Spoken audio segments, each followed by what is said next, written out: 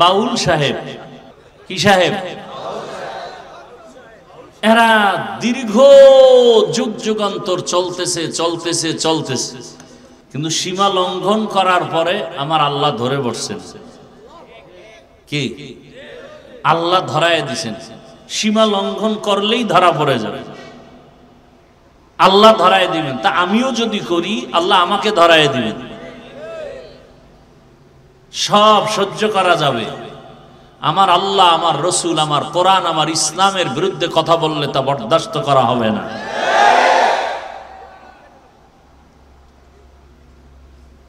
আমরা ক্ষমতা চাই না। এই যে চেয়ার পাইছি না, এই চেয়ারের মূল্য কি কম নেই?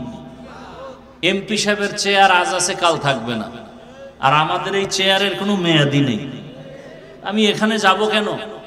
একটাই কারণ, আজকে যে যা ক্ষমতায় গিয়া তারা ইসলামের বিরুদ্ধে কিছু না করুক, দেশ ঠান্ডা।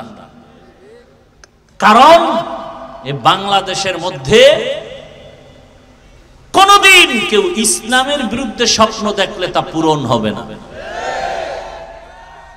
আমি যুবকদেরকে আর একটা ওয়াদা করায় যাই, বাবার সাথে তর্ক হয়েছে ঠিক আছে, কিন্তু আমার বাবার বিরুদ্ধে যদি কেউ কথা বলে ওর কলার ধরে ফেলবো না। ঠিক আপনি ভাই, অনেকে এখানে আসি, আমরা সারা দেশেই অনেকে নামাজ ঠিক মতো পড়ি না, রোজা ঠিক মতো রাখি না, দাড়ি ঠিক মতো রাখি, কিন্তু আল্লাহ মানিত, ইসলাম মানিত। তার একটা অনুরোধ, যুবকরা ওয়াদা করো যে ইসলামকে খাটো করার সুযোগ দিবা না। কেউ যদি তোমার সামনে বলে ইসলামে এই সমস্যা সেই সমস্যা, আস্তে কলারটা ধরবা, বেঈমানের বাচ্চা, আমি দাড়ি রাখি না, নামাজ পড়ি না, ঠিক আছে, কিন্তু আমার ইসলামের অপমান করবি, চামড়া তুলে ফেলা হবে। পারবা যুবক বাবারা? তুমি নামাজ পড়ো না, তোমাকে পায়ে ধরে বুঝাবো। রোজা রাখো না, পায়ে হাত রেখে বুঝাবো। তুমি পর্দা করো না, বুঝাবো। কিন্তু ইসলামের বদনাম তোমার সামনে কেউ করবে, এটা সহ্য করা যাবে না, এই সুযোগ দেওয়া যাবে না। যে বদনাম করবে তার সাথে আমরা নাই, সোজা কথা। যারা আল্লাহর রসুলের ইসলামের বদনাম করবে এদের সাথে আমরা নাই। আমরা কালেমার পতাকার একসাথ হয়ে মুসলমান, পরিচয় আমাদের মুসলমান, কালেমার ব্যানারে আমরা এক, কালেমার ব্যানারে আমরা এক।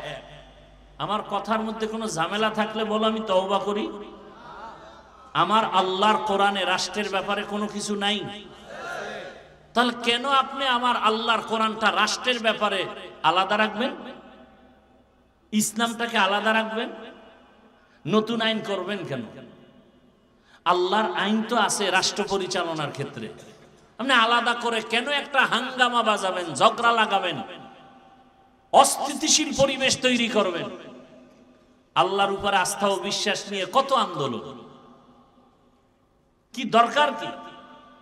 ইসলাম তো হিন্দুদের উপর আক্রমণ করে না, খ্রিস্টানের উপর আক্রমণ করে না, সব ধর্ম যার যার অবস্থানে থেকে পালন করবে।